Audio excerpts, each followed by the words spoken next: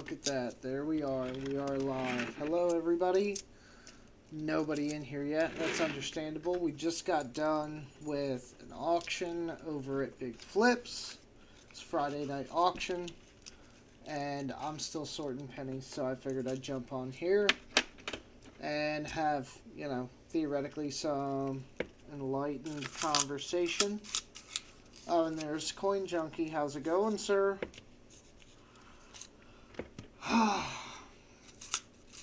I'm just going through the rest of these quarters.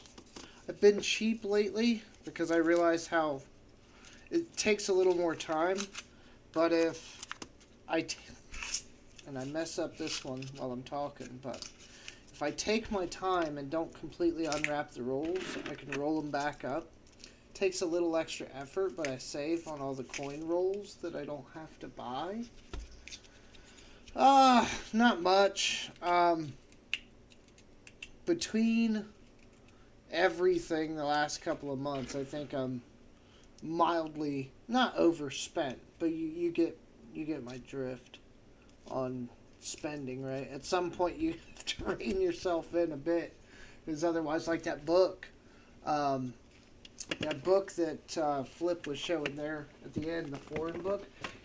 Again, it doesn't necessarily intrigue me too much. I mean, he attempted to sort of run over what's in it, and it sounds like it's not exactly like a treasure trove of silver or anything. But it still would be nice to have, if you could get it. What was he asking for it? Like $350? Yeah, I can't justify it right now. I've spent way too much on gold. I was adding it up.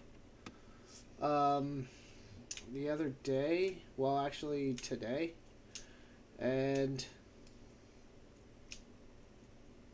I packed on a few more ounces than I thought. Getting a little heavy. And that's not a bad thing, especially with where the market's at. I feel like we're all about to do really good with, I would say, pretty much everything that we have. My only worry is I really wonder how many people have the wherewithal, because you got to think, like, let me go over, well, it may be a good problem to have, it may not. So let me turn the display capture on, let me flip over,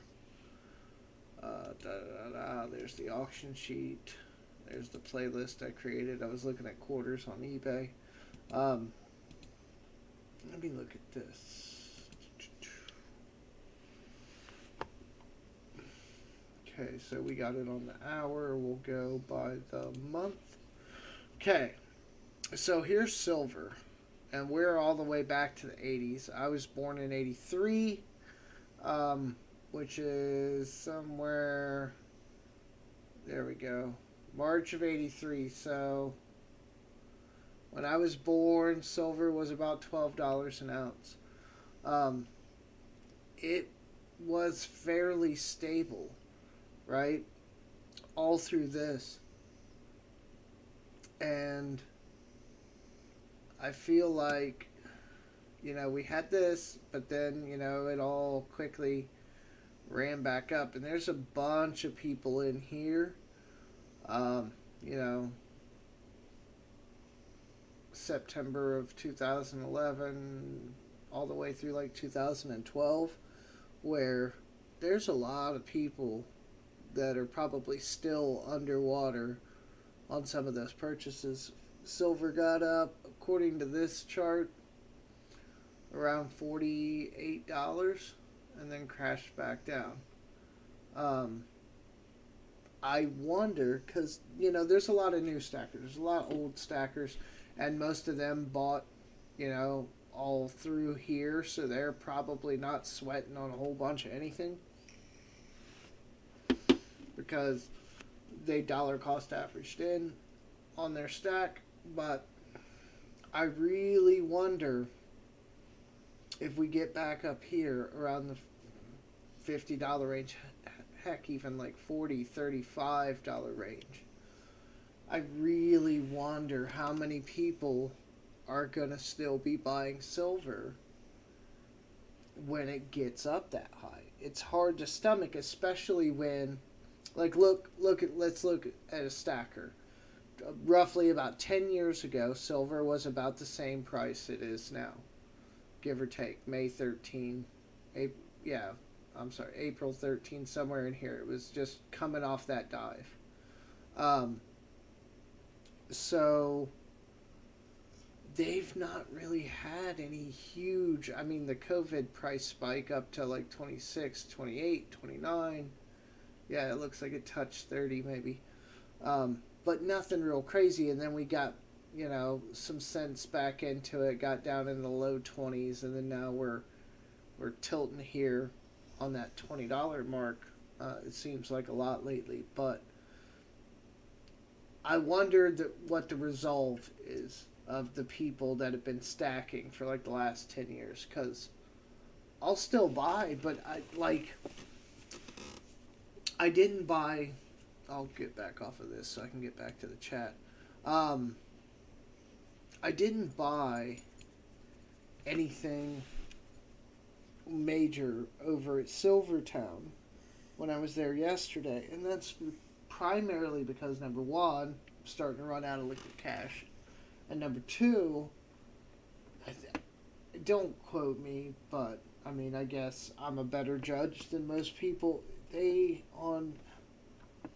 were at 26, or I want to say 27, somewhere in between there, on their generic bars, just Buffalo bars. Because I was asking because I thought it'd be, kind of neat to have a whole sheet, like all still in the plastic, all still together, of 10. And I was, asking them about it. Yeah, they were at like 26, almost $27 or something for generic silver, which is fine. I wasn't upset at that price. I just, as soon as they said it, in my head, I'm thinking, I can get silver cheaper than that. Whether it's, whatever have you, junk or whatever. And again, this is the third time tonight. Hold on. I keep getting nickels in my quarters. And normally I would pick this out and take the L, but I'm packing them back up and I'm putting in there. And if my bank says anything, I got the rolls from them. So, you can hash it out with your supplier, but nickels, that's just like that little short I had, I guess it was a couple weeks ago now, where I kept finding dimes. I found it's like $1.20 in dimes in my penny rolls. It's ridiculous. But yeah, that's the only thing I wonder though, Junkie, is if we truly get like a nice price spike. I think it'll slow down for a minute, and then hopefully everybody kind of gets acclimated, like, the bottom doesn't drop back out or whatever have you, because it will retrace some. But I mean, people, that's what I gotta understand about the people, especially people like Flip and everybody else that runs auctions. If we actually start getting some price action or some, real world volatility, more so than maybe what we've seen in the silver market, it's not whether or not it's a good value anymore.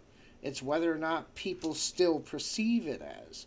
Because, that one's got like a really gnarly rim ding. I mean, the coin's not special anyway, but just like a really heavy, you're not going to be able to see it, really heavy chunk out of it. But yeah, that's my concern. I don't think it'll be like a widespread thing, but I'm sure on some level everyone will get a little skittish if we coast up to like $30. That first, it's going to have to get somewhere and kind of stay there. I think for people to get comfortable enough to continue to stack and buy, because like the day it goes up to 30, you know, auctions are not going to be doing well, because the price moves up that fast.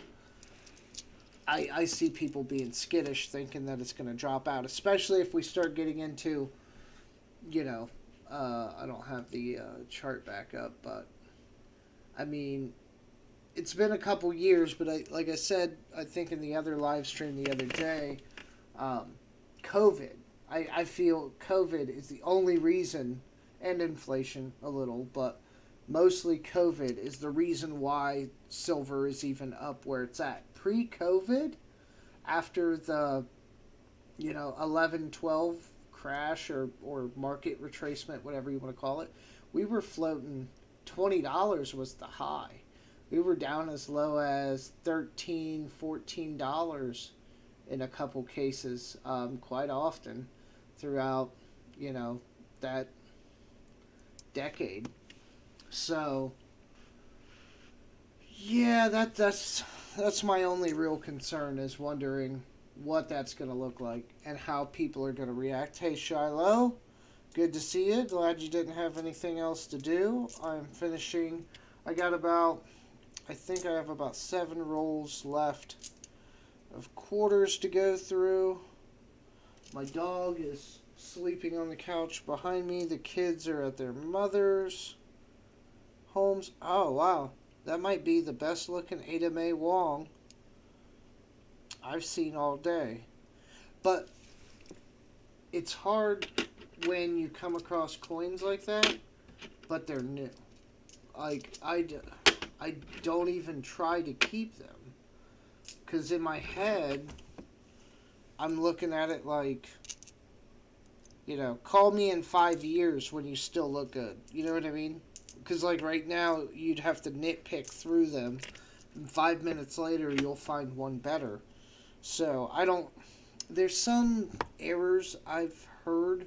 I haven't done a lot of research into them, but I'm sure they're there. But nothing I've seen too prominent. But, so I give them a look over for, obvious signs of oddities, but I'm not paying them much attention. I actually felt bad earlier. I saved, is this it? Yeah. And again, Potato Cam is not going to work with me on this one, but we're going to try. So this is Washington crossing the Delaware. And you can see how shiny that sucker is. Again, it's only a 2021, but you just usually don't see them like this pristine. And even like the copper on the edge is still like that brilliant kind of almost reddish pink. Like, it really hasn't seen any circular. And I just smudged all my ink on my flip. Somehow it wasn't dry. That's great. I'll have to redo it. But, I saw that. And I've seen a lot of those run through my hands, and you usually don't see them that nice. So I set it aside, put it in a flip. Like, here's another one. And it's all matte. You can just kind of tell that one was struck early on the die or whatever have you. Okay, there's the rest of my quarters. I was looking like, where's the rest of the stack? So that's going to be the only thing, I think. And the good news about that is, and stackers don't like to talk about this, but in those times where the market's maybe moving fast or has more volatility than normal, numismatists actually keep the market moving in silver and coins and things, because they're still buying. Maybe their prices haven't adjusted on everything, because of the silver value, if that applies. And so they're still, collecting and doing what they normally do. So they'll keep things moving to some degree at coin shops and things. But I feel like bullion there'll be like, not a freeze, but there's going to be a lot of people that don't want to jump in and buy right away. When I think once we cross $25, that's when we enter into that kind of, we'll have scared buyers kind of realm. Because heck, I mean, it kind of happened to me. See you later, Shy. Thank you for hanging out. I appreciate it. And thank you for the coin earlier. By the way, I've already forgotten what it is, so now I'll be excited when it comes in. So I appreciate it. But it even happened to me yesterday at Silvertown, and not because I'm afraid to pay $27 for an ounce of silver. That's, not a problem. I've paid more than that for different things. But it's that thought of I feel like I can get it cheaper. And that's what everyone's going to tell themselves until they actually go out there and search and realize that they can't. I remember right when we were in the like 18, high 18, low $19 range. I remember I was looking around and I had a bunch of money. Obviously I've been spending in different ways and shapes and forms, but I remember looking at bulk deals on rounds and some different things, and kilo bars and different stuff, and just kind of I don't know, gritting my teeth like, yeah, no, like I'm gonna kind of ride it out. And then now we're back up to like 21 or almost 22 where we're at now, and I'm not going to see those prices again unless we get, I guess in my case, really lucky and silver drops back down to that $18, $19 range. But with the premiums, the premiums I feel like were created by dealers to handle market volatility. I mean, and you can say that for the mints, you can say that for whomever. I mean, basically that's what it is. It's something there to try to keep the people who make a living buying and selling silver physically from losing their shirt if the market drops out, or there's price action that works against their favor, or whatever have you. So that's really what I'm thinking. I'm thinking after $25, if we don't see like a really quick retracement back, below 25, I feel like that's where we're getting into that like cautionary point, which depends on what you think. Oh, I know. Constitutional Stacker. Good to see you. Thank you for coming in. Like I was telling everybody earlier, we just wrapped up an auction over, well, I didn't. Big Flip Coins did over on his channel this Friday night. I was sorting quarters while I was watching and bidding, and I'm trying to get through the rest of them. I got about 6 rolls left. Nothing crazy, no really good finds, no silver. Found a W Privy, a really nice 1997 D. I mean, it's nothing to like write home about. It's not proof like or anything, but it's in really good shape considering it's like a almost 25-year-old coin. So I set that aside, and then I just smudged up, found a really nice, what I would say is closest in a bankroll to a BU crossing the Delaware. The ink wasn't dry and I smudged the flip, so I'll have to redo that at some point. But no real major finds. I think I got like 4 coins sitting here out of the whole box so far. Yeah, the W Privy. Oh, I also found like a BU 2007 Utah State quarter. That's in there too. I was looking at it. Sold listings on eBay. I was confused. I mean, I know there's some value in it, but like I think I looked up like that 1997 P or D, whatever it is, and yeah, there's a couple people selling like what's probably like an AU for like $1. But then if it's a little better than that, some people are getting like $5 for them. And those are sold listings, so I don't know where that's coming from. I guess I'll have to check my books and my values again, but I'm trying to get Junkie. Do you sell on eBay at all, or do you Constitutional?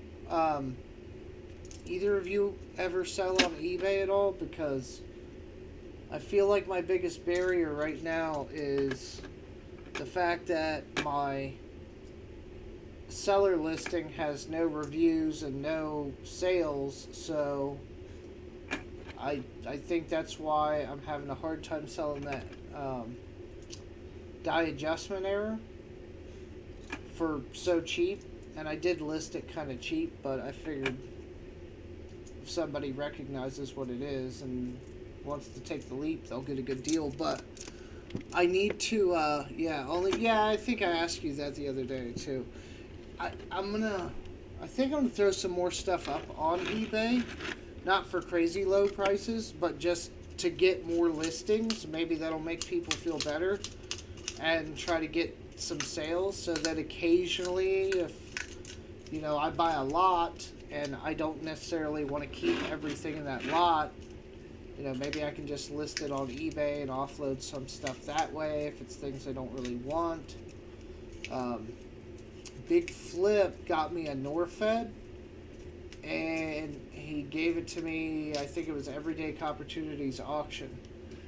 He got me one, and EC sent it to me, and it is in great shape. And then, that's what it was. The other night I was talking about that lot that I got from Late Night with Bull. There was a Norfed in that, too. And I was taking a look at it when it finally got here. And, I mean, it's fine.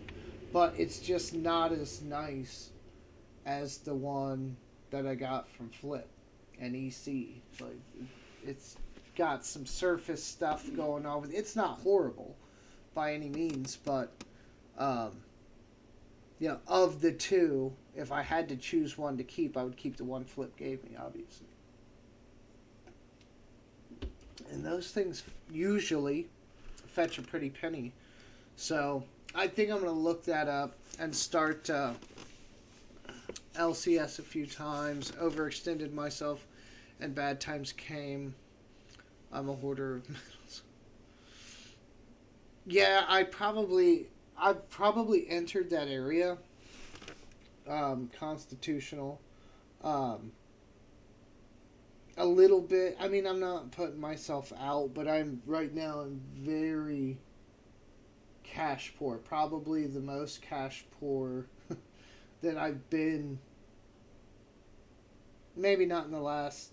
Yeah, probably. Well, no, not the last decade, but probably at least like the last 7 to 8 years or so, give or take. And part of that is the market. I will say, like, it's not like I just can't help myself. I'm usually pretty good with my money. I just see the market, and I feel like we're gonna swing up, however long that lasts. But it's gotta be maybe a year out max. But I feel like we're gonna do this with prices a bit. Maybe land. Maybe we'll bounce between like low 20s and like 23, 24 for a while. But like I said, once I feel like we hit that 25, that's where I feel like anything can go. But I feel like right about now, I don't think we're going to see $18 silver again for quite some time. I just don't. I don't see it with inflation and gas prices and everything else. They can't fix it fast enough. Or, well, they can't fix it, period. But the things they're doing are not helping fast enough. And so, with employers not raising wages to match yet because they keep saying, "Oh, the government's gonna fix it." They don't want to pay you more, which I kind of get, but at some point you got to bite the bullet. But the problem is, if they do that, that basically just throws the cement on the whole situation, and then the inflation becomes set. I mean, you can't really drop wages back once you kind of push them up. I mean, maybe to some degree, but not by any major amount. You'll have trouble finding people because no one will want to work in that field for what you're paying them. So they don't want to raise wages because that just solidifies the bad situation that we're in. And so it's created this problem. Everybody's waiting on the government to fix it. And I don't know why, because I don't think they're able to. And I don't think that's necessarily a party thing. We wouldn't be, what is it, however many, 26, 29 trillion in debt? What's the debt clock sitting at?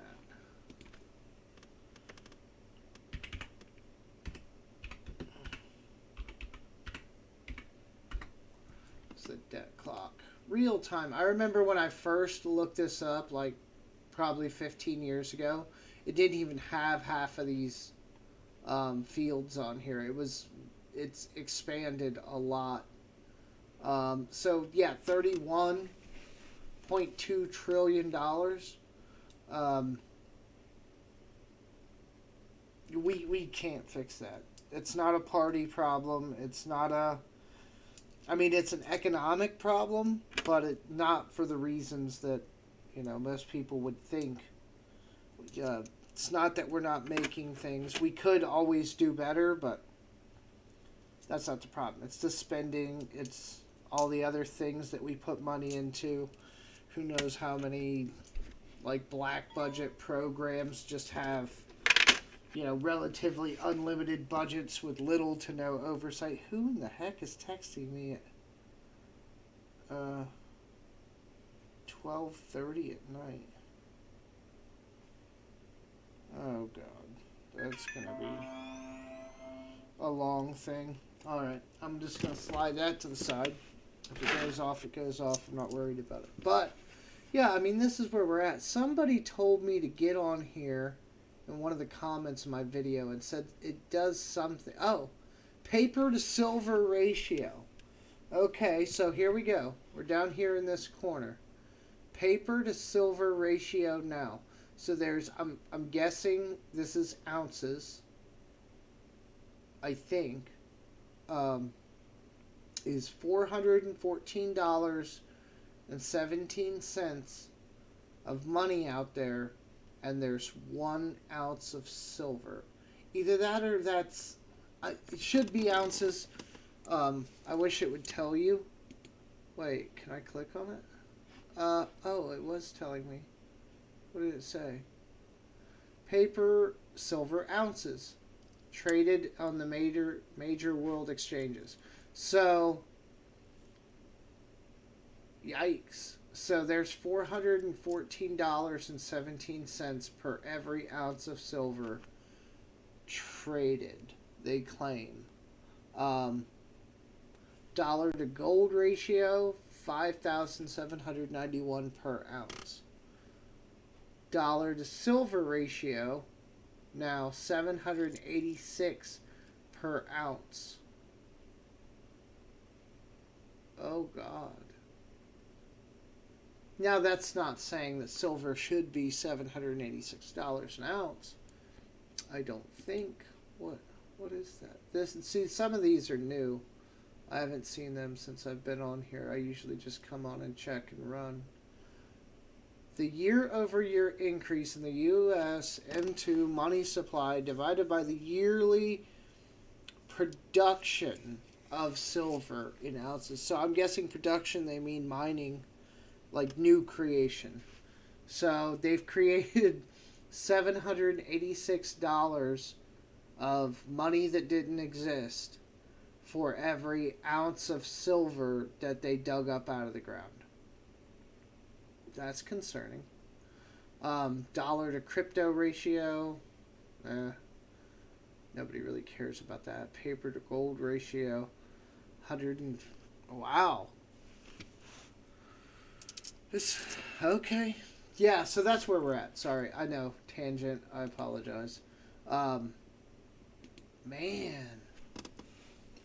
Oh, flip. Well, hey, buddy. We were just checking out the debt clock and some of the... I didn't realize they had such detailed information on silver on there. Apparently, there's $786 created.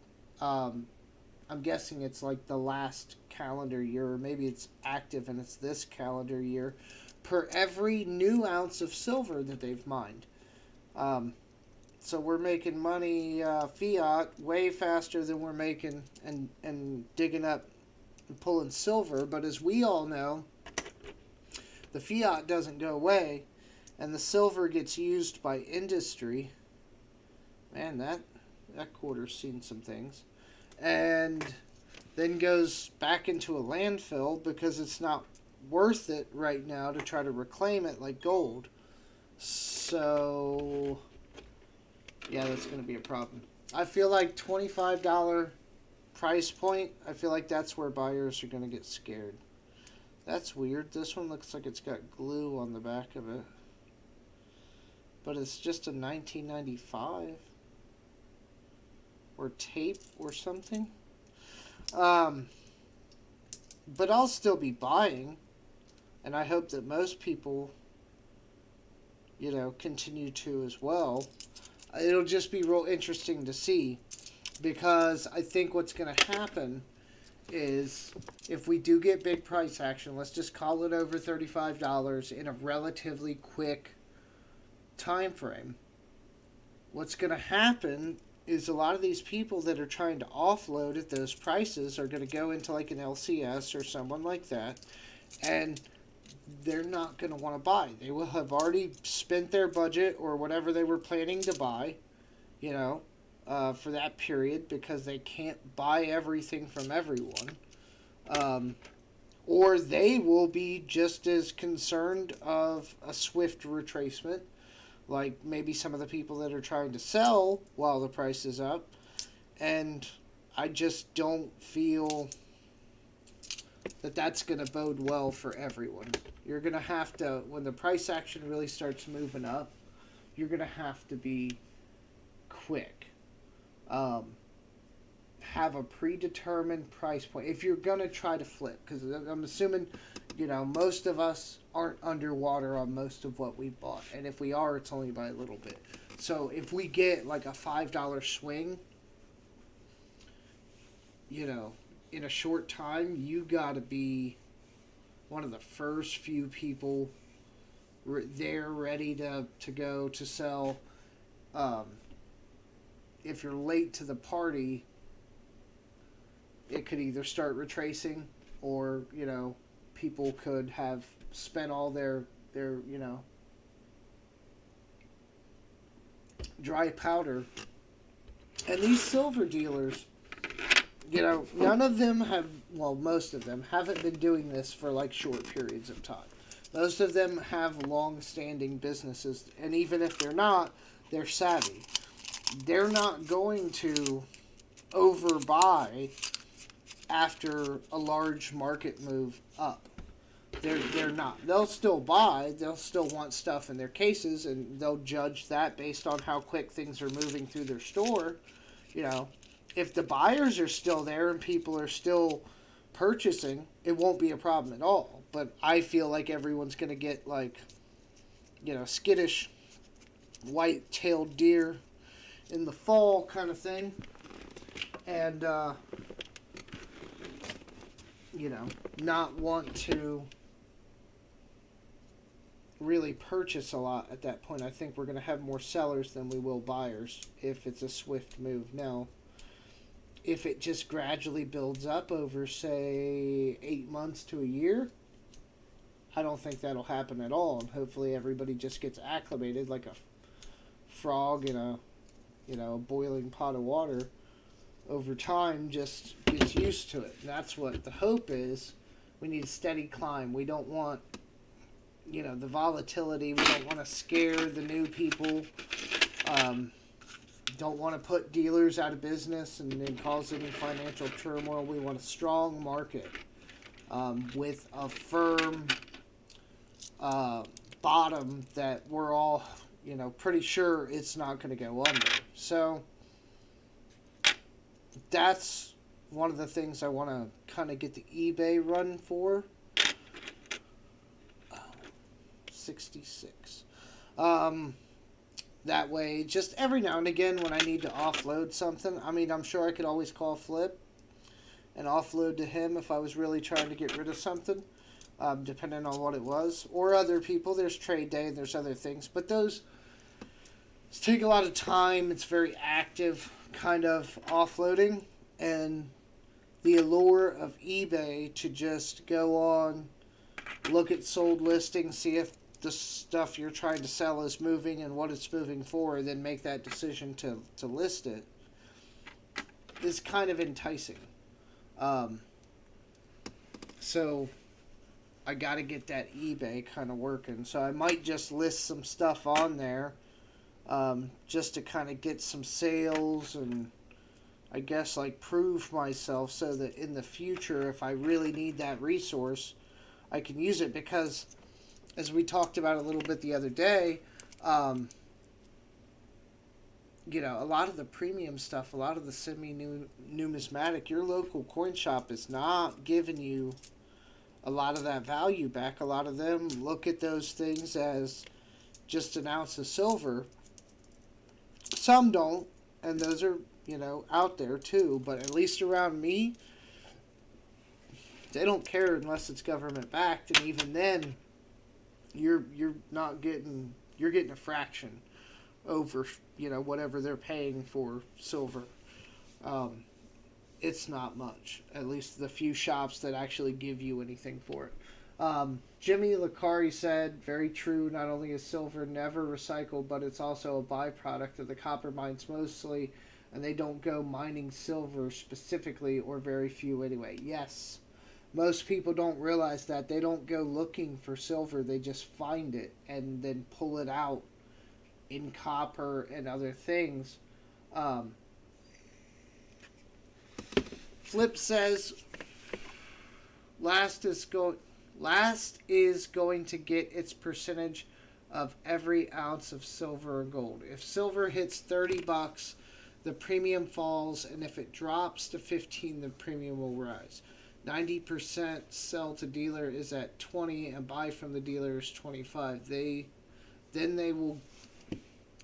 will get theirs even if silver runs up to $40 an ounce. Yeah, well, and that's what we were talking about, whether or not there would be buyers if it moved up swiftly in a short period like that. Because, you sell stuff week to week. Sometimes you have to take a bath on things, and sometimes people just don't have money, and the buyers aren't there. Those things happen, but I feel like, I won't go over it all again, but if it moves up fast enough, you're going to have a whole bunch of people trying to offload, and the majority of other people will be waiting to see if it's going to retrace.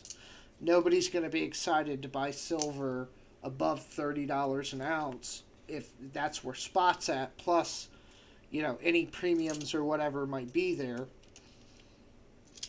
I just don't see it. Heck, even I was at Silvertown yesterday, winced a little bit at like 20, it was high 26, low 27 they wanted for bars. Even that, I was like, yikes.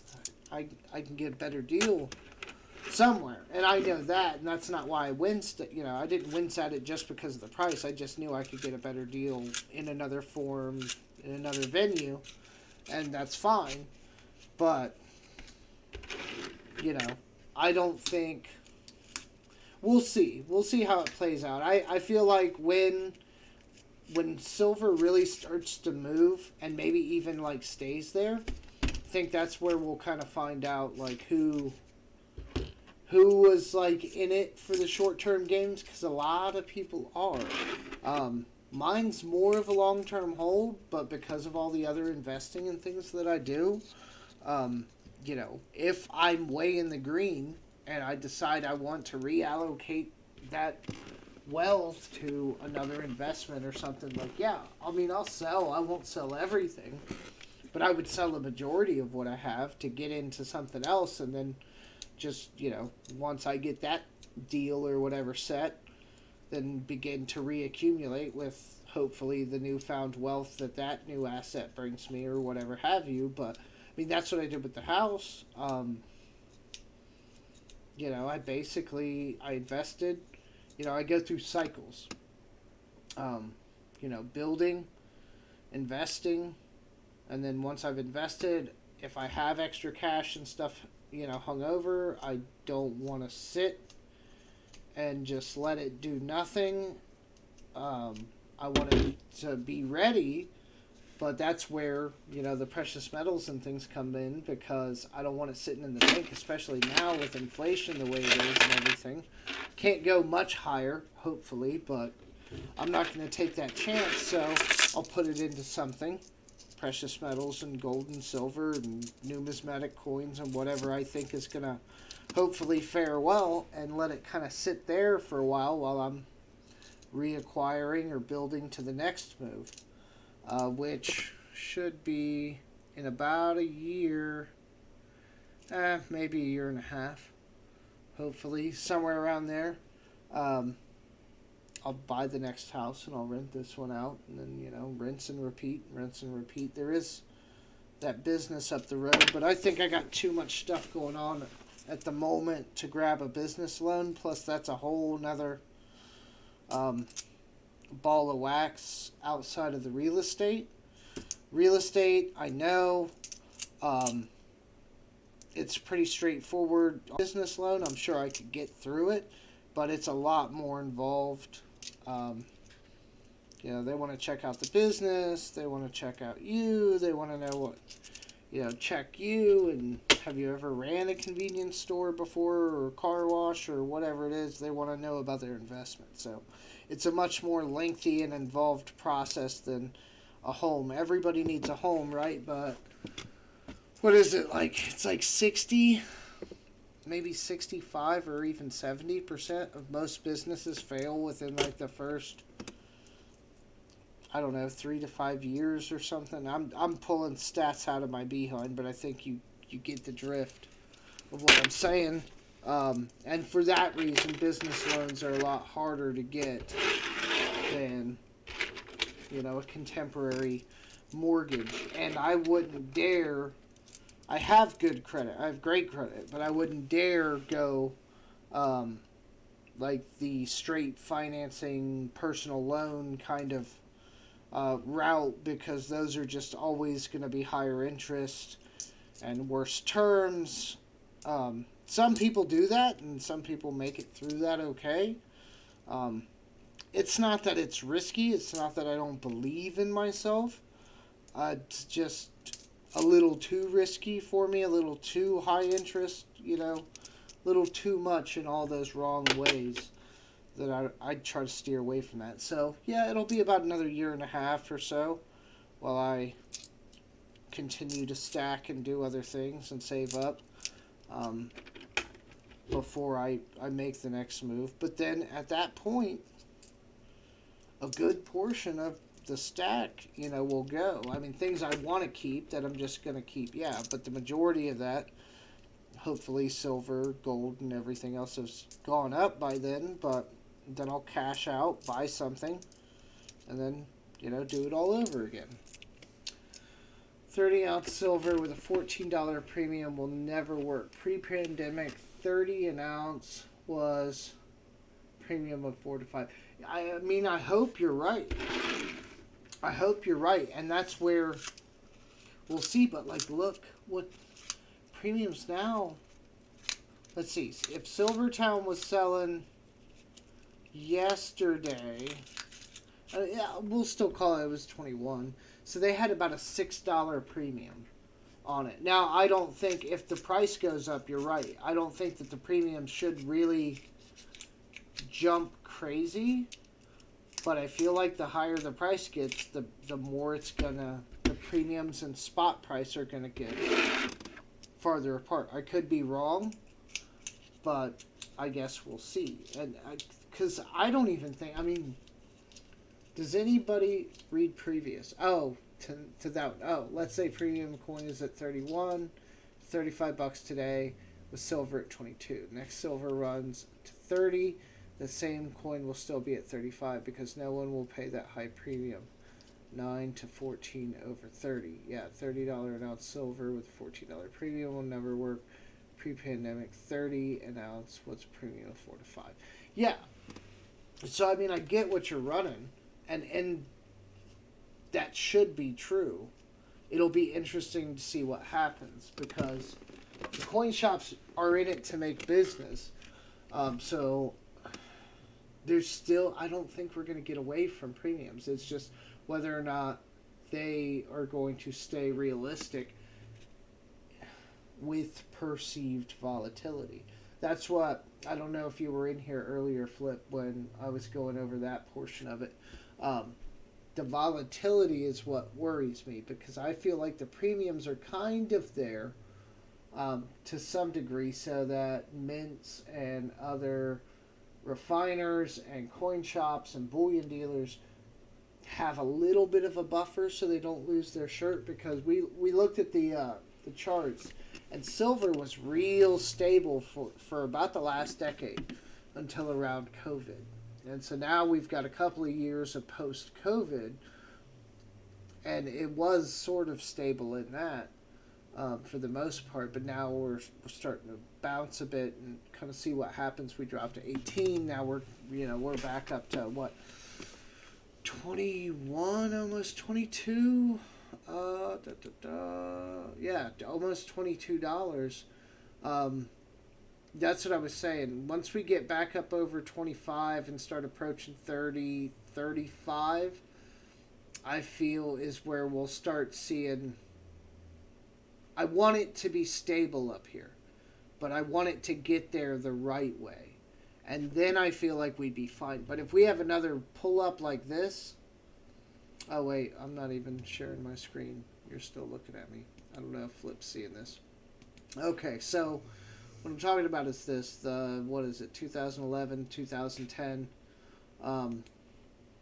post housing market crash, and then the rally, but then it didn't last very long. Now, it did last a little while, but if you look at it over that whole course, it's just mainly, that's life support trying to keep it back up, and then it finally failed. And then, we rested down here, $14 low, $21 was about the high. So I feel like this is all pre-COVID. This is about where we should normally be playing. So if we didn't take COVID, which is right here, into account, we'd actually be super happy right now. And I mean, we are, but you got to look at all the people who are underwater, new stackers and different people that have been accumulating over the last couple of years. They're sitting here questioning their investments or purchases, however you want to put it. Well, come on, ads. So that's why I want this level, well, not 40, but 35, 30, 35. I feel like we should really be there, but I don't want it to be swift like that because we'll just retrace it. It may take a little while like it did here. How big was the retracement? May of 11, and then it landed July of 13. So about a year and a half. Well, maybe a little more, closer to 2 years, but somewhere in there. And it went from a high of almost $50 down to just right here in this section, 18. So that's a huge drop, in such a short period of time. So, while as much as I want it to rally, I don't want it to do it fast, and I don't want to scare all the people. I mean, hopefully right now, a lot of people have been buying and accumulating because they see the inflation, and that's what we hear when we look at all the videos. And T the Silver Stacker runs around to a bunch of different shops, and then there's Spectacular. I'm probably pronouncing that wrong. I think it's Spectacular. Down in Florida, and he does videos with Guy a lot, and they all say that people are coming in. Oh, yeah, we can't keep it on the shelves, which sounds good in theory, but that's a lot of newer stackers. That's people shored up. And with all of that, we're not seeing a lot of price action in the actual spot price. So that's part of what I'm saying is hopefully this is a gentle rise. I don't want this because as you see even here the COVID run, we already retraced most of that. Looks like we're trying to fight it, but honestly we could theoretically go down as low. $14 pre-COVID was about the bottom. We haven't hit that yet, but that's about where our resistance was before. We hadn't really dropped past that. But it's just so hard with silver to find history because there's all these external factors that, it doesn't really have much of a pattern. We're mostly in unprecedented territory. There is some resistance, but if I tell you that there's heavy resistance at $4, nobody wants to hear that. Oh, well, silver was, no lower than $4 for decades. Oh, well, that doesn't make me feel good, and especially when we're at 18. So I was saying, I guess I'm on a long tangent, and these are not great videos for me. It's late, and I apologize. But you get the idea.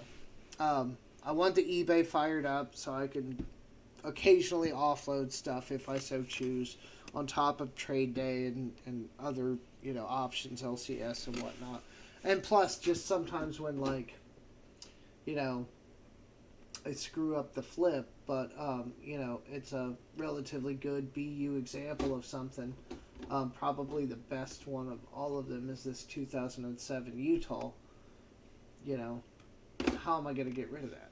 My LCS isn't really going to want it. They buy stuff like that, but I know he doesn't pay on stuff like that. He'll pay for silver a little, but clad coins and things like that, if somebody is really determined to offload it, he'll give them something for it, but it's not going to be anywhere near where it's worth.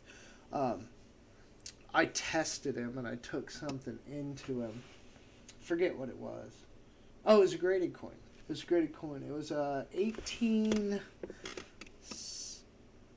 I'm going to get this wrong, but I think it was an 1877 trade dollar as San Francisco Mint. That might not be the right year exactly, but that should be in that area.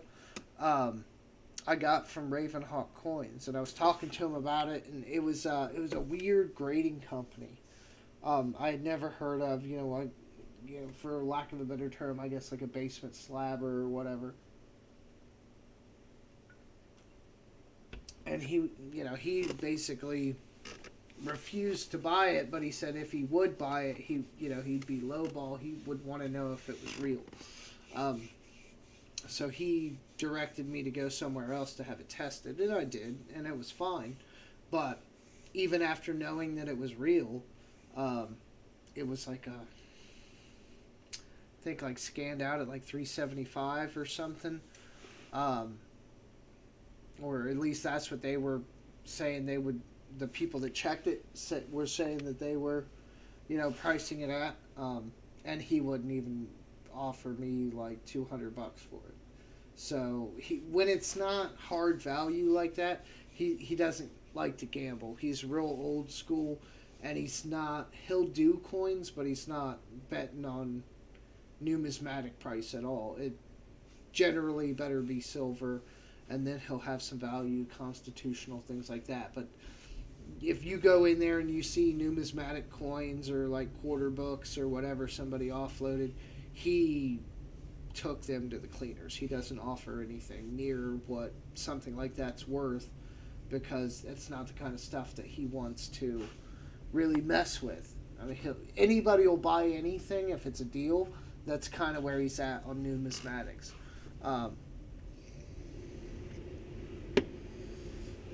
Yeah, the higher the price, yeah, and that's what we were talking about, Flip. The higher the price of silver goes, it'll be harder it is to keep on the shelf. Oh, you think the harder it'll be to keep on the shelf?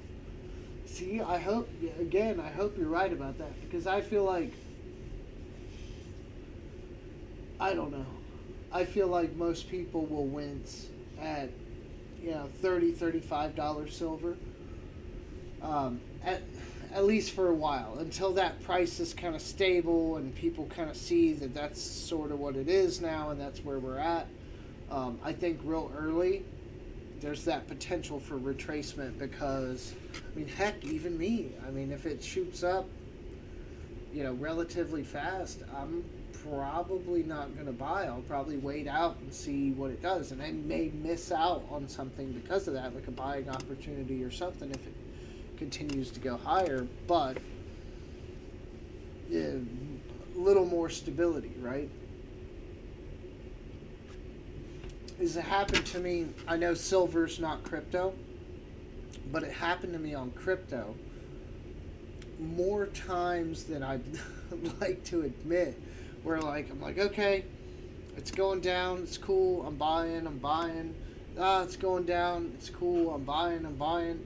It's still going down, I'm buying, it's still going down, you get to a point to where it's, what is that? There's some famous roulette strategy, and I forget what it's called, but it's basically, if you keep doubling your bet if you lose, eventually you will win. That's the theory, that's in a nutshell.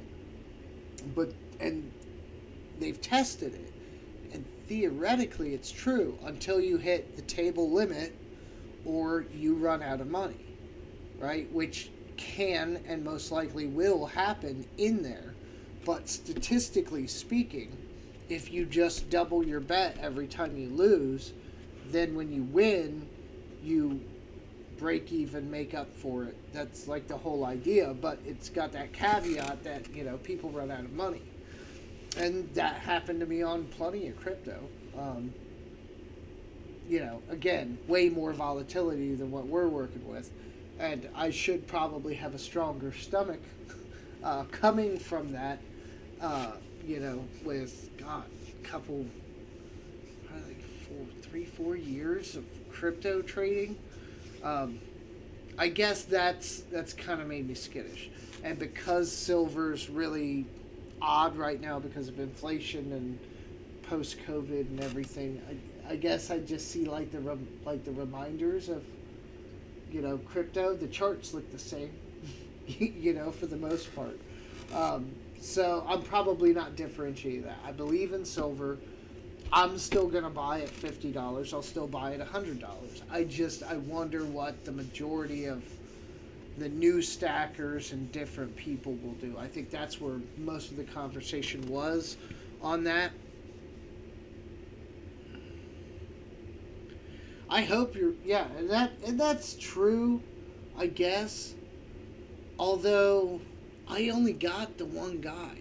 So here where I'm at, Troy, most of you know my address, we've sent stuff. So Troy, Ohio, I'm a little north of Dayton.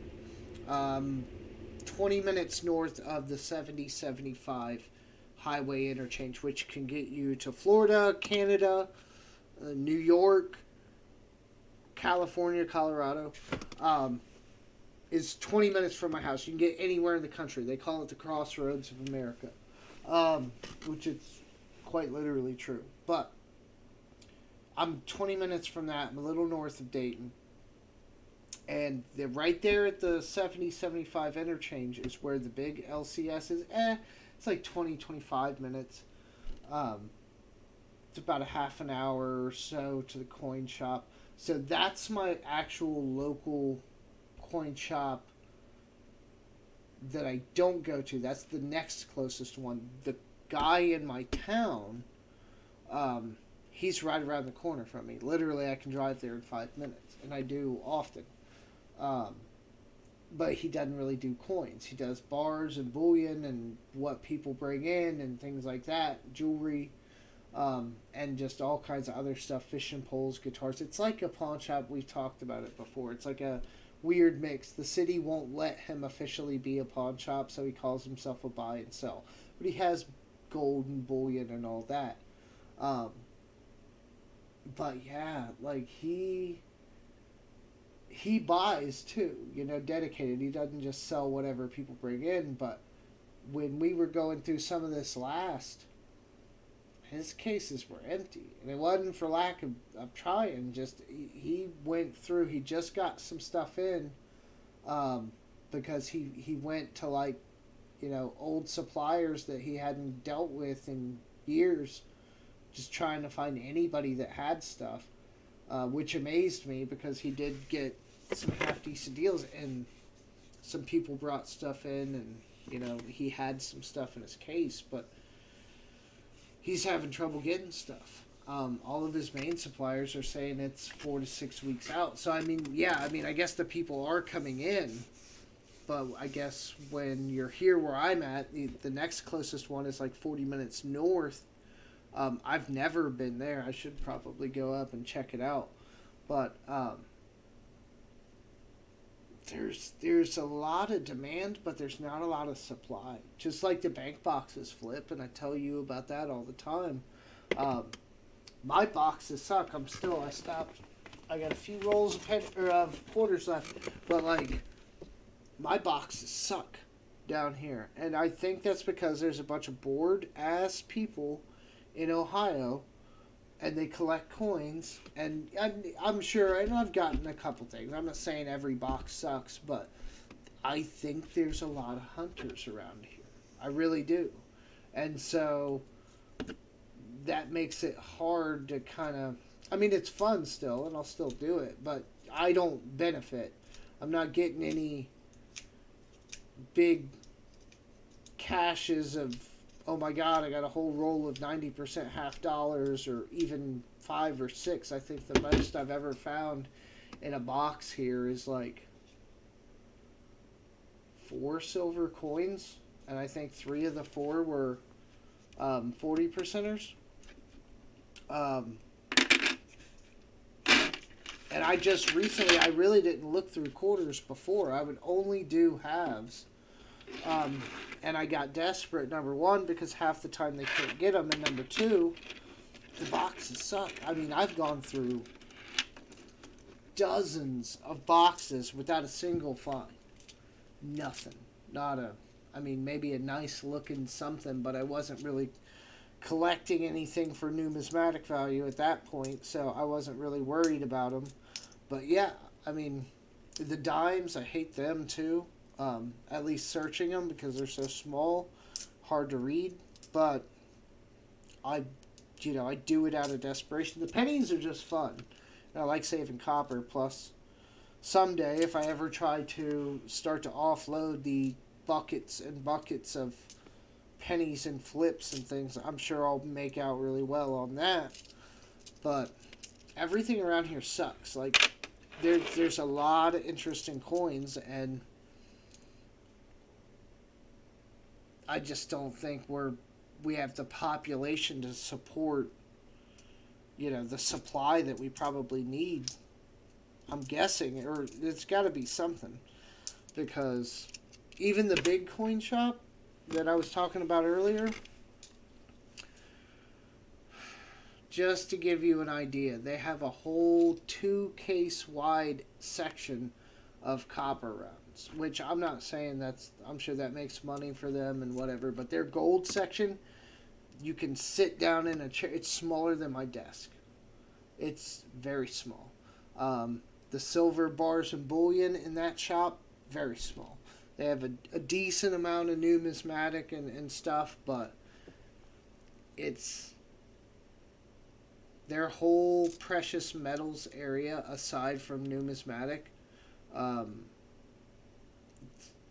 maybe a quarter of the store, and it's only like a little area off to the side, and the whole rest of the store is coins, jewelry, all the stuff you expect to see, bills, foreign stuff. But there's nothing in there that's one of the reasons why Flip gets me so much at auctions, is because I've been at my coin shops and they don't have half the stuff that you guys come up with at your auctions. I mean, Flip, Raven, heck, even Seeker. I bought that Danbury Men in Space set from him. I'd never even seen a coin. I didn't even know it existed. So I picked that up from him. We just don't get... If we do get it, it disappears before... It doesn't sit there. Maybe that's it. Maybe there's so much interest and so little supply that people just don't sell very often. Maybe that's it. But the market around here is really weird. Even I went over to Silvertown.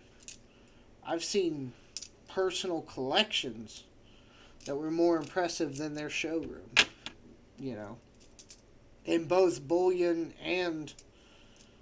they had some numismatic stuff, and I picked a couple of them up. But, it's just odd over here. I really think it is. I think there's a decent amount of coin collectors, and maybe not that much supply. Maybe people just aren't selling the way that they do in other places, or we just don't have the population. Colorado, there by the military base, you guys probably have... Dayton's the closest biggest city, and it's... I don't even think like top 5 in Ohio. So that's probably got a lot to do with it. Yeah, thanks, Storica. Yeah, I'm pronouncing that right, I believe. Thank you. I forget where I got it, but I eat a lot of Japanese noodles, ramen, Oriental food, and things, so it was kind of fitting and funny.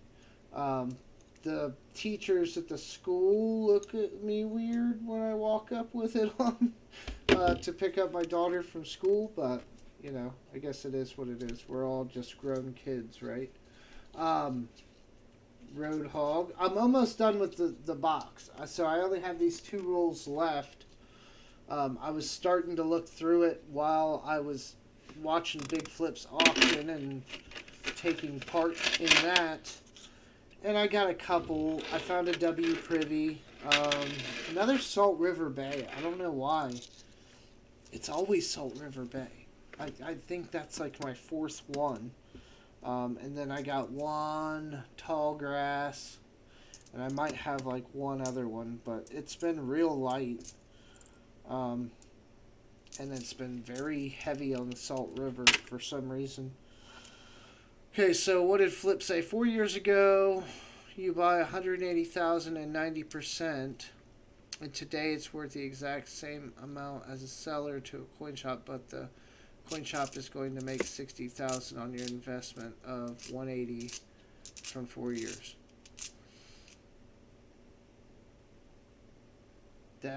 Yeah, I think that checks out. So, yeah, because of the premiums. And where the market's at. I mean, I guess that's true. And I hope as things move up, we all find a way to coexist in there. And I think that we will, hopefully. I just don't want scared money to, rule the market, I guess, is my biggest worry. And I'm wondering about all of those people, the skittish, the ones that are buying silver now as a hedge against inflation for what they perceive to be a crisis that's going to happen in the next year or two, because hopefully that doesn't happen. But then, yeah, I feel like maybe, okay, I guess the best way to state it, and then we'll stop probably talking about it, is I feel like right now we maybe have like a decent amount of like FOMO, or like not trend. It's not trendy to stack silver, but you know what I mean? They see some of the signs, they get a little worried. They go start buying silver, they start watching, videos and things, and you're not maybe as diehard and in it for the long haul. Like, really, if you're going to long hold it and not have to sell it, when something comes up, then you're going to be fine and you're going to do really well with silver, gold, heck, probably even copper if you wanted to go that way. You just won't, you'll have more weight and less value, but, you'll do well. But it's the short term. I'm worried about the trendy people that are doing it for whatever reason and maybe not, set for the long haul. And I'm, technically, I guess I'm more in that category than anybody. I haven't been at it a long time. I did it the smart way and got out of debt first and then made a couple of moves to try to, financially flip. Can I ask you a question? The Ring of Death, if you're still here. Yeah. The ring, where does this come from? It's so common. Is it like the sorting machines? Where does the Ring of Death come from? Because it's like, it's on halves, and I can't think of any machine that you put halves in. I don't know, but like on this quarter, it perfectly goes. It's not going to show, but it perfectly goes around his head, right at the bottom of the bust. It follows the whole contour. Bedtime. All right.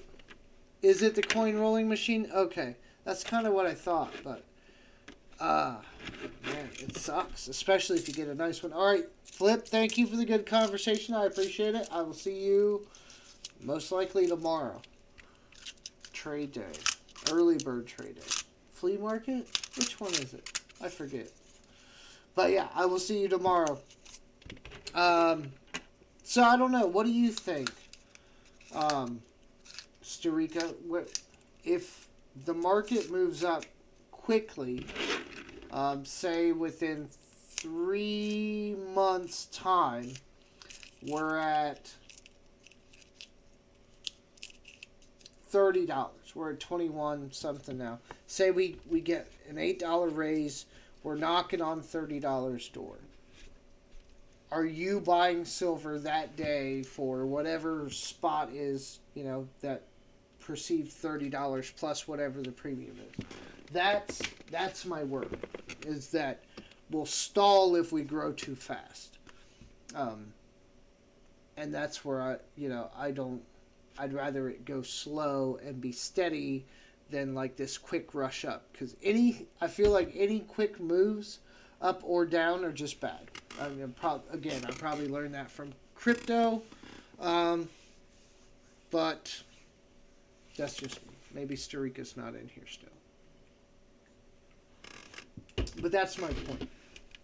And I have enough right now that I guess if things do move up, I'll do very well. I don't know how much of it, if any, I would sell and when. I guess that depends on what I get into as far as, what I would do with that money. But as I was showing earlier on the chart, anyone who got into silver after COVID is pretty much guaranteed to be underwater. Give or take. The only thing that saves me from that is I've been buying pretty steady the whole time, including on this last dip down to like 18. Or whatever. I think it was around 18. So I've been buying pretty heavy all through that and buying different things.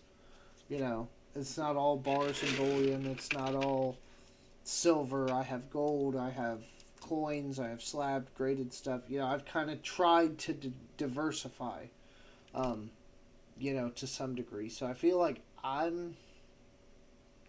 don't think I'm underwater. I mean, maybe I am, but not by much if I am. But there's a lot of people. Anyone who bought or came into the game since, yeah, basically like March 2020 when they started locking stuff down. Almost all those people are guaranteed to pretty much be underwater if they haven't spent a substantial amount of money in the last, what was that? Let me go back to the chart. In the last, we started dropping in April, like really dropping. So unless they've been buying heavy since April, they're probably underwater because the average price before then was like 25, 26 bucks most of the time, up in that range more often than not. And the low end was where we're at now. Those were your buying opportunities at like 22. So all those people are underwater. And all those people are just waiting for it to go up so they can sell it all and get rid of it. That's we'll see that. How much of that, I guess, will be the question. But I think will be fun. What I do need to do, I've not really ever been to a coin show because Flip really got me onto the coin side of things. I had some stuff before him, but nothing like major, mostly constitutional and things, nothing like slabbed or graded. I need to go check out a coin show, look up and see like when they happen near me, hopefully near me, and go check that out. It'd be nice just to see some of the stuff that, because like I said, the selection around here sucks so bad. I look at stuff on eBay way more than I worry about trying to get to a coin store. The only thing is, sometimes, they'll have,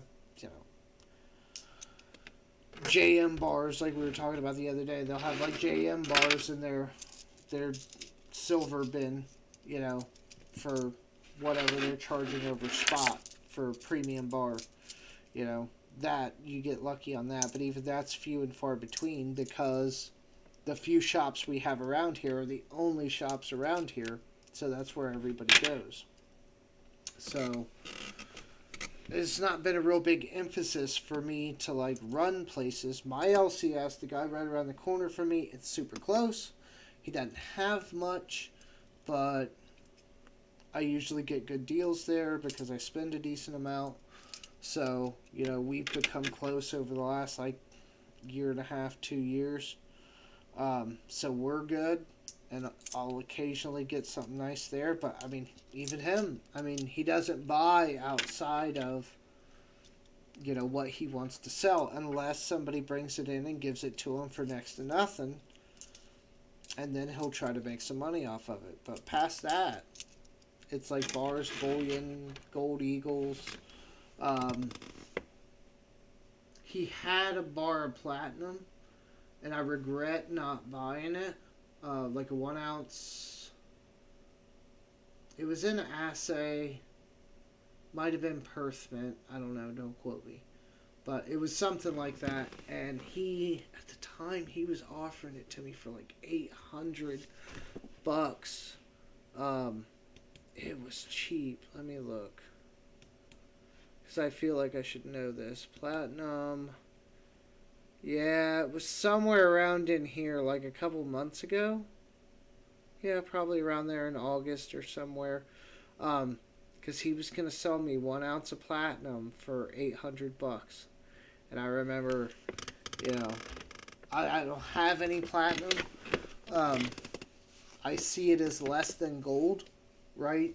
Like gold's worth more for the 1 ounce. So I have kind of skipped over platinum for that reason. I'm not saying I will always skip over it, but I just don't see the point. If I'm stacking gold, it has more value, more, not necessarily more stable, but you get the idea. So I passed on it. And that's the only time I think I've seen platinum like in person and got to hold it. It's an assay, but like really got to kind of look at it. And it's cool. It looks nice. But I don't see the difference between buying that and buying gold. Gold's got a much higher price per ounce. So, I mean, yeah, I guess you get more for that, but yeah, I'm just not worried about it. So I passed on it. Now I kind of regret it because, as you saw there, it went up a substantial amount. Since then, it's been on a little rise, and it would have been a good buy. And I knew that at the time. I knew it would have been a good buy, but yeah, I just passed on it. And that's the thing, I pass on a lot, and I have to learn to do that more, because if I know it's a deal, I'll just pick it up. And that's kind of how I've got myself into the situation where I'm at now, because I don't even want to tell you what I've spent this year. The year's almost over, thank God. But I've spent more than most people stack in probably 5 years. And that's not a flex. That's actually kind of like worrisome for me. If somebody's just, hedging away, squirreling their silver, doing their thing, moderately, yeah, it would probably take them a couple of years to amass what I have in the last year and a half, 2 years. Again, that's not a flex. It's just, that's why, like, now I gotta slow down and kind of get my bearings back, set back in. Most of my liquid cash, like I said, is kind of not gone, but transferred currently. So, I got to cut out some of the bigger purchases. I can't be buying gold this and gold that every time I turn around. I did it today. Probably one of the last big purchases I'll make, because I went into my LCS and he just still had a couple 10th ounce gold eagles, and his price, I found out today, because he was like, I bought one 2 weeks ago for like 200, and I was like, all right, that's a good price. And then like a couple days later, after looking around at prices and things, I was like, wait a minute, that was a really good price. So I ran back in. I was like, do you have another one? Like, you still got them? Are you still giving them to me for 200? And he's like, yeah. It's like, all right, give me another one. And then I went in there today. Today I stopped in there real quick just to see if he had gotten anything new or anybody had brought anything in.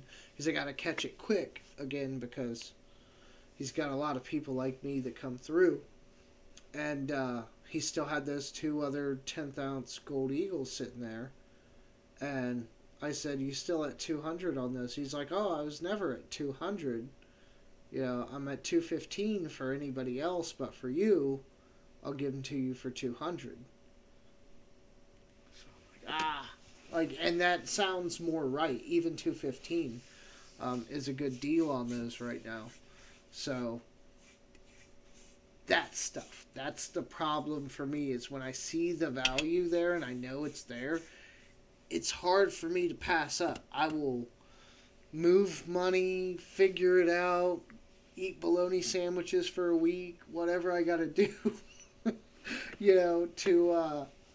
to get through it and to stomach that and to make that purchase. So, well, let's see. In the last month, I got the gold Kennedy, the gold Merctime, the gold SLQ,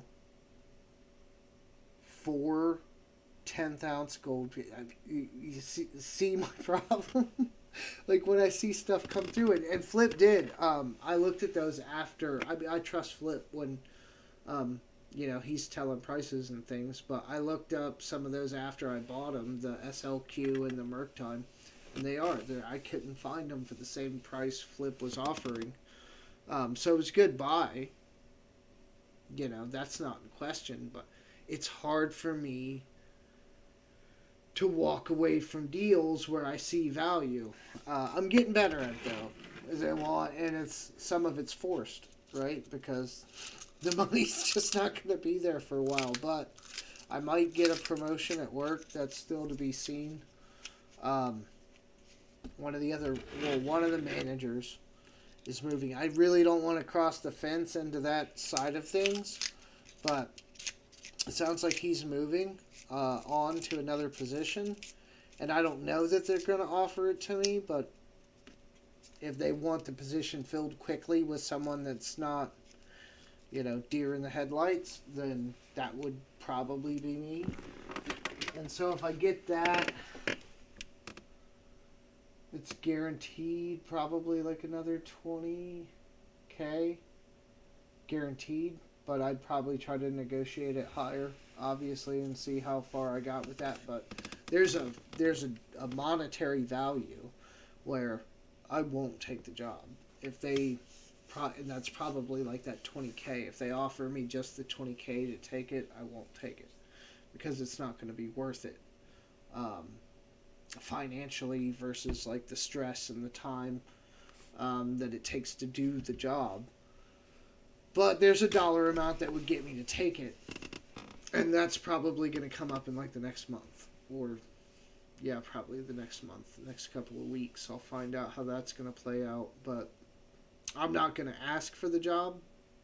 If they offer it, then we'll try to negotiate salary, but I'm fully prepared to turn it down. So that's something else you got to think about. Money's important, silver's important, these things are important, for life, but you got to have a balance. Like, I've been chilling most of the evening, the kids aren't here, drinking a beer, watching Flip, these things, just kind of, this is my relaxation, and that's not bad, but if I take that job, I'm going to be on a lot less live streams. I'm going to have a lot less time. I'll be traveling more, which all of it has pluses and minuses. But, you take a hit on that. It takes a toll. I'll be more tired. I'll probably be more irritable at times that I shouldn't be. I'll definitely be more stressed, in regards to work and things. So, yeah, I try to weigh all that. I know a lot of people who went into salaried positions or management that just never should have. And that you can't take a job just for the money. And that's kind of what I'm trying to get away with the investment and everything else that I'm doing. Is trying to get it to where I don't really need to work per se, or to have more of a passive income stream. That way I can kind of do what I want. I could run, like, just for instance, some half-ass coin shop and maybe barely make enough to skimp by, but I have these other things that make me money too, that make up for it. So I can be happy-go-lucky dude at the coin shop and just play with coins all day and talk to people and whatever, and not really make a lot of money. That would be a really cool thing if I have the other things set up to cover that shortfall. Those are the kinds of things I think about. But anyhow, been on here for a while, an hour and a half. It's 1:30 a.m. here where I'm at, on the East Coast. Oh, Henry. Well, I don't know if you're still here, Henry. But I see, and I'm sorry, I'm notorious for rambling at different points, well, most of the points, and not reading the chat.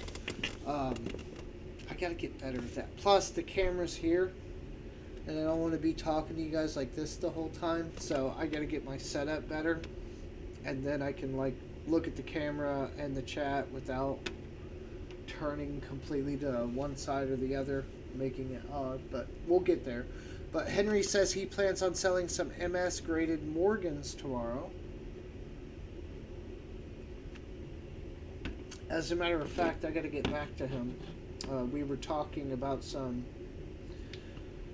40% that he may or may not have, and I think I got a price, but I don't think I got a quantity, which matter. So quantity also matters. So if you can buy in bulk uh, with almost anything, or buy more than a standard amount, you should always at some point get some kind of price break for that. Maybe not always, in terms of silver and gold and things, but generally speaking, with most people, you've built like a half decent relationship. Um, any kind of bulk purchase, for the most part, you should start to see something somewhere, some kind of kickback. Like, you guys saw that 3D, I'm calling it the 3D Merc dime because I don't want to call it garbage. It's still silver. But the one that they cut out the bust, I've shown it in the short. Um, my guy gave me that for 50 cents. And that was just off the cuff. Like, I went in there, whenever that was, not long ago, and bought whatever I bought or did whatever I did. And I was talking to him, and I was like, yeah, I counted my dimes the other day. One dime short, 190% dime short of filling a roll. And I was telling him, like, I have dimes, but none that I want to put it. This is like my junk. I roll them up, set them aside. Um, I have stuff in flips and other rosies. I have tons of dimes, none that I would pull to fill another roll. And that's where he was like, oh, hey, wait a minute. And like, I was out of cash. I'd spent everything I had on me. And he's like, oh yeah, just give me back next time. I'm like, okay, cool. And we do that sometimes if things come up. But yeah, cheap, super cheap. And I mean, for kind of good reason. But that's not even melt, which it's only a trash Merc dime, but still. Sometimes you should start to see nice things like that if you're buying from the same people, over and over again. Your repeat customer, you've kind of built that up. So, anyhow, okay, you have 4 rolls. Okay, you don't have to throw the price in chat because I don't want everybody else to know. Let me look at it. I've been running. Let me look at it and see where I'm at on it, and I will email you. I haven't forgot about it. I've just been running stuff. As if you've been paying attention, Flip, I gave Shiloh a panda and stream last week, and then when my pack came, it was in there, and so I had to get a hold of Flip, figure that out, make sure it was correct, because I've been buying so much stuff. It sounds bad, but I don't always know what's coming. I mean, I guess if I tried to keep track of it, I would, but, I don't always. I forgot that I bought that Lionel 1 ounce colorized round thing, the train set. I forgot all about that. But yeah, sometimes when you have multiple packs coming in, things get crossed. So I had to send Shiloh's thing back out to him, which was not a problem. No big deal whatsoever, but that kind of threw me off my game and things like that. So I'm going to try to live stream more. It's kind of hard with all the auctions and things going on, so and work. Plus, like, when the kids are here, it's not a very big house. I'll show you guys. I'm not living lavish. It's like a little tiny 2-bedroom. There's the hallway there. Kitchen thing is through there. It's not huge. It's a little step above a 1-room shack. So, like, if the kids are doing anything in the house, watching TV or something in the room or whatever, like, all that sound is going to be all over the live stream. So, yeah, I got to balance it out. But, yeah, if I'm ever, not live streaming for a while, it's probably because I can't get any quiet to do it. But yeah, so I'll hit some more up this weekend. I'll see you guys around and trade day, early bird trade day. I'll probably try to get over to EC's. I got something to do tomorrow afternoon, but I'll be in and around Henry. I will send you an email. Yeah, I know you're not a dealer. Most of us aren't. Yeah, real quick before I sign off, I dealt with a guy I was trying to get like a Facebook Marketplace deal. Guy had some graded Kennedys. I think like 5 or 6 of them. They were silver, 64 and earlier, so they were all 90%. And I forget what the exact dollar amount was. But this dude wanted me to go to like some nth degree. Like he wanted, it weirded me out and caused me to stop talking to him. But he was like, "Are you a dealer?" And I'm like, "No, like I don't have a shop." I didn't say, "Do you have a shop? Are you a dealer? Are you a flipper? Are you trying to sell my babies like and make a profit?" And blah blah. I don't sell to dealers, and like was just going on and on. And he's like, "Okay, so what do you mainly collect?" And like kind of asking me like questions that made me feel uncomfortable, to a degree. Like somebody's asking like, "Oh, well, what do you buy?" and this and that, and like I threw him some like generic answer like, "Oh, I like dimes, but I've been looking at halves, and for the right price I would buy these," something like that. But he was just being like way weird. Anybody ever dealt with somebody like that on like, I guess like Facebook or some of those platforms? Because he seemed very adamant about making sure I wasn't gonna just resell what he was selling me, which I may or I may not. But if you're selling it, that's my business. I don't know. I kind of get where he's coming from, sort of. But if you're selling it, then it shouldn't matter. Or maybe he was just trying to fetch the best price possible and he would get that from a collector. I don't know, but it was a very odd line of questioning that lasted for too long, and finally we couldn't come to terms on price. He was being all weird, so I just kind of let it go. But yeah, that dude was strange.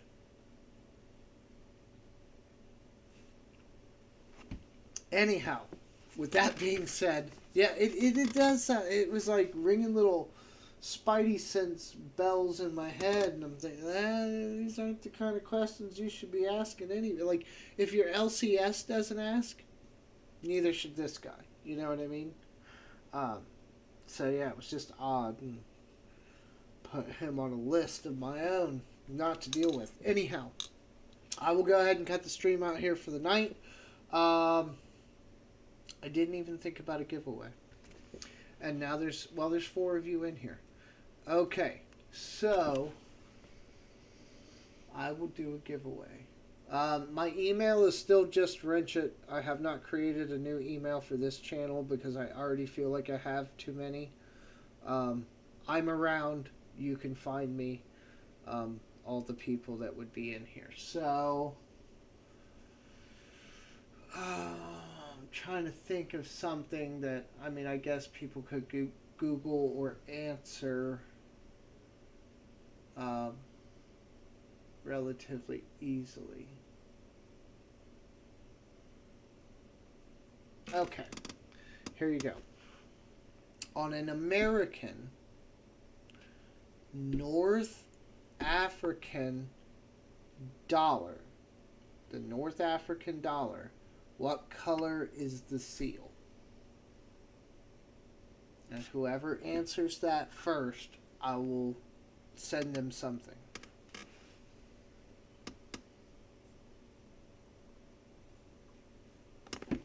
North African American dollar. What color is the seal?